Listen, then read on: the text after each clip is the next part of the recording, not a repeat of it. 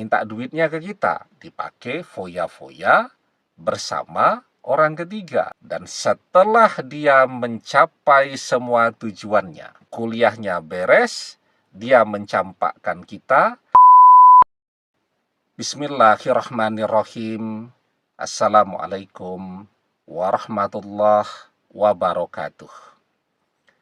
Bapak-bapak, ibu-ibu, mas-mas, mbak-mbak, khususnya adik-adikku sekalian yang dirahmati Allah dimanapun Anda berada. Kembali di IIP Channel bersama saya, IIP Wijayanto. Kali ini kita akan membahas tema mantan sering diare. Ketika kamu gak rela dia menghabiskan duitmu untuk foya-foya dengan orang ketiga. Jadi mungkin ada orang yang merasakan dimanfaatkan oleh mantannya dengan cara pura-pura mencintainya. Ketika masih bersama itu, mantan terlihat begitu manja, begitu manis, ya, begitu perhatian, dan seterusnya.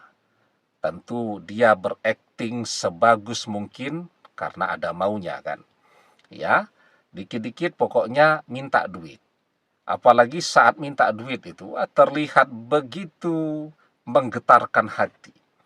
Sampai kita sudah tidak mikir-mikir lagi lah. Karena kita berpikir, dengan sedemikian seringnya dia mengucapkan I love you, I miss you, I need you, I love you forever, dan seterusnya. Ya kita berpikir dia tulus mencintai kita, dia akan setia bersama kita selamanya. Nggak taunya dia minta duit, ya, dan ternyata duitnya tadi dipakai senang-senang, foya-foya bersama orang ketiga. Kita jungkir balik, mencarikan apapun yang dia inginkan. Misal mantan nih masih studi lanjut, masih pendidikan, kita bekerja, SPP kuliahnya kita yang bayari, kebutuhan hariannya sampai beli bensin sepeda motornya, makannya dan seterusnya, uang sakunya kita juga yang ngasih.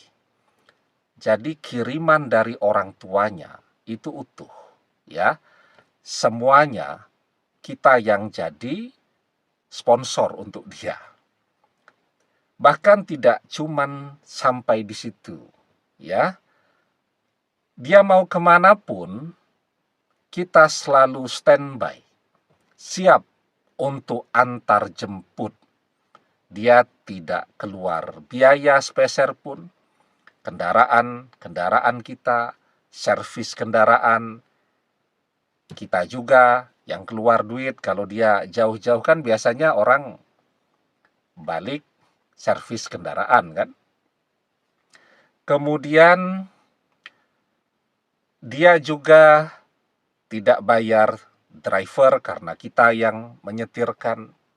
Bahkan makannya pun selama perjalanan kita yang bayari. Nah, tapi di balik itu semua, setelah perpisahan itu terjadi, kita jadi tahu, jika saat kita masih jungkir balik nih, ya, nyarikan SPP kuliahnya dan seterusnya, mantan sudah jalan dengan orang ketiga. Bahkan mungkin mantan sudah diperkenalkan dengan keluarganya orang ketiga, dengan orang tuanya orang ketiga. Kalau dia mau jalan dengan orang ketiga, minta duitnya ke kita, dipakai foya-foya bersama orang ketiga. Dan setelah dia mencapai semua tujuannya, kuliahnya beres, dia mencampakkan kita, dan sekarang dia memamerkan orang ketiga. Setiap saat memamerkan kemesraannya, kebersamaannya dengan keluarganya orang ketiga, ya. Lagi jalan dengan ibunya orang ketiga belanja, menemani belanja di mall, ya. Lagi jalan bersama bapaknya orang ketiga, lagi menemani ke bengkel, dan seterusnya. Nah, jadi dia memamerkan bahwa dia betul-betul sudah diterima di tengah-tengah keluarga orang ketiga. Begitu juga orang ketiga. Memamerkan kebersamaan, kemesraan dia bersama orang tuanya mantan, ya. Sementara kita dulu yang jungkir balik nyarikan uang untuk bayar SPP kuliahnya dan kebutuhannya sehari-hari. Pengen ketemu dengan ibunya mantan, ya, pengen, ya namanya misal pengen jadi mantu gitu ya. Tentu kita pengen mendekatkan diri lah. Kalau tidak kenal, maka bagaimana mau sayang, kan gitu. Maka selalu ada saja alasan mantan, ya, yang bilang ibunya sedang sibuk, ya, yang bilang bapaknya sedang sibuk, dan seterusnya. Pokoknya ada saja alasan bagi mantan agar kita tidak ketemu dengan orang tuanya. Kenapa? Karena mantan tidak pernah berencana pengen serius dengan kita. Mantan cuman mau memanfaatkan kita, memanfaatkan duit kita, memanfaatkan tenaga kita untuk antar jemput kemana-mana, memanfaatkan fasilitas kendaraan mungkin yang kita miliki, ya, dan seterusnya. Nah, begitu dia mencapai tujuannya, nah sekarang dia bersama dengan cinta idamannya, ya.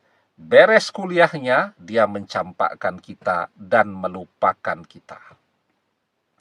Maka mantan kan dia makan banyak lah, ya, dari uang kita, ya. Mungkin tiap bulan juga makan minumnya dari uang hasil jerih payah keringat kita. Dan kita tidak rela cuman dimanfaatkan seperti ini. Nah, itu yang dia makan itu, energinya itu akan menjadi penyakit untuk dia, ya. Jadi mules terus, jadi sering diare, dan seterusnya, dan seterusnya, ya. Jadi ketika kita tidak rela, maka itu menjadi rezeki yang tidak halal untuk dia, atau rezeki yang batil. Nah, maka kita diajarkan, ya ayyuhallazina amanu la ta'kulu amwalakum bainakum bil batili. Wahai orang-orang yang beriman, janganlah kalian saling memakan harta sesamamu dengan jalan yang batil. Nah, memanfaatkan itu kan adalah jalan yang batil, ya. Dan sampai kapanpun selama kita tidak rela, maka apa yang mantan makan itu akan selalu membuat dia susah sampai kapanpun. Demikian, semoga bermanfaat. Wallahu a'lam bissawab, billahi taufik wal hidayah. Assalamualaikum warahmatullahi wabarakatuh.